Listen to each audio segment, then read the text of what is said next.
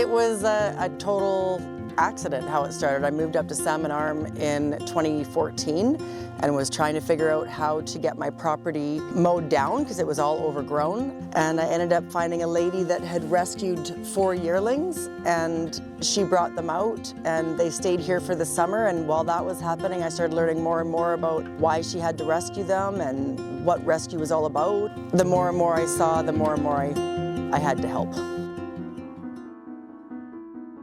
For the most part, I'm getting in young horses. I'm getting in yearlings, weanlings, 2-year-olds. We get horses in that are under saddle. We get horses in that are misunderstood, perhaps, or living in a situation that they just aren't happy in. Like, we can get horses in from a boarding facility that they say are dangerous. We bring them in and let them out with the herd, whole different horse. Some horses can come in and be gone in weeks because there's just nothing wrong with them and they're desirable and what have you. Some horses come in and it takes me a bit to work with them and get them to where they're desirable and adopted. Tosca, for instance, she has been adopted out twice. There's nothing wrong with her. Like, she's a warm blood, she's a chestnut, and she's a mare. And if you're in the horse community, you know all these things are things that you're like, ooh. And she's 100% of all of them. I love her. She's a great horse. She gets along with the herd and she does great. There's no issues with her, but she's just a special horse. So she's now a permanent resident. She'll stay here forever.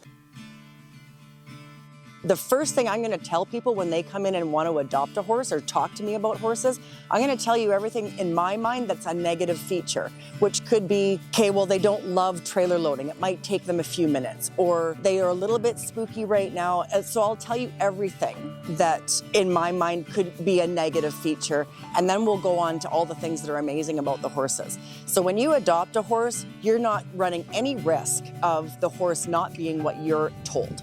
There's not going to be horses that are drugged up. We're not going to tell you the horse is something that it's not. We're going to be 100% honest about every aspect of that horse. So that's one reason you're going to have nothing but safety. And if that horse doesn't work out for you, we'll bring it back. That's not an issue for us whatsoever. We want to ensure that everybody's happy. The horse is happy and you are happy. All of the stuff that we do here is specific to the horse. Like, it can change all the time. There's no set rules or ways of how we train horses. Like, people will say, oh, well, what method do you follow? All of them. Like, whatever method that horse wants me to follow is what we'll do to ensure that it is working out.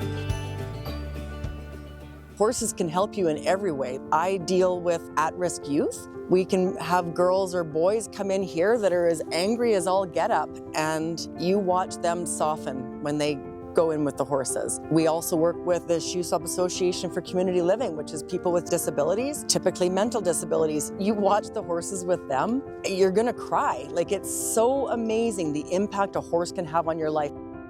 My goal is to be as responsible as I can with the amount of horses that I take in, because I want to make sure every single horse is handled.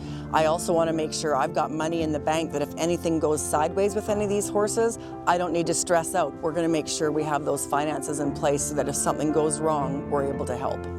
We need to raise upwards of $130,000 to $150,000 a year to take care of the horses that we take in every year. So we're doing all sorts of things as far as fundraising is concerned. We're doing tack auctions. We go to events like the IPE and the Falkland Stampede, the Salmon Arm Roots and Blues. We'll go down to the coast to do burger beer nights and raise awareness about what we're doing.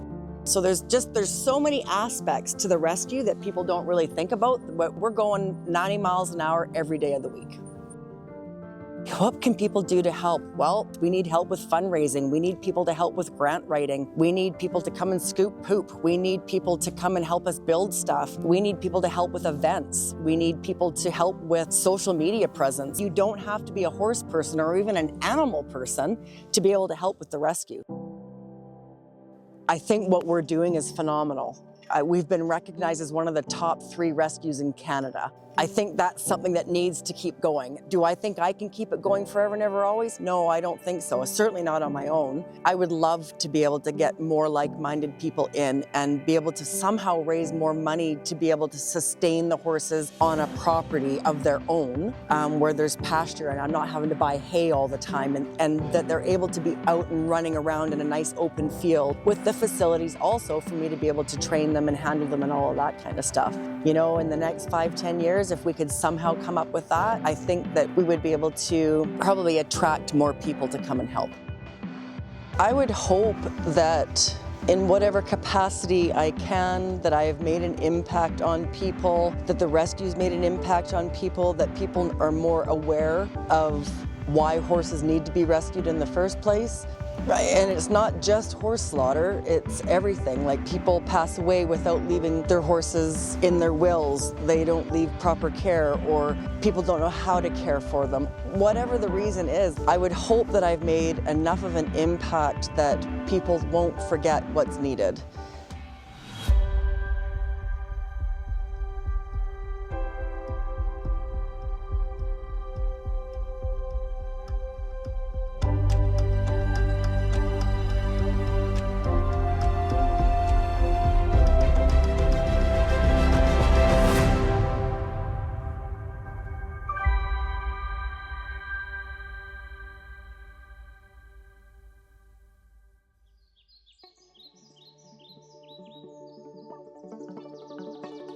Moonflower here found her new home. She's going to be heading home to Quesnel this afternoon, which is going to be awesome. She's got a little friend that the owner hauled her horse all the way here to meet Moonflower to make sure that they'd get along, and they did, and so it's going to be a great home.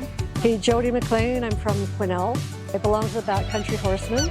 I want to go packing. I was looking for a horse that would pair up with my horse, so I brought her here to see what her relationship with this horse is going to be like, and it looked really good. I've been watching their Facebook page for quite a while, and I know one lady that had already adopted and was really happy with the way it all went, and the horse she got. And so I've been keeping a close eye on it and seeing the horses that came through, and I was drawn to her right away, like it's in her eye, and the way she was looking at that other horse, it looked good. And adopting is always a bit of a wild card. You never know for sure. But I'd heard good things, that Carly wouldn't send a horse out that she wasn't sure of.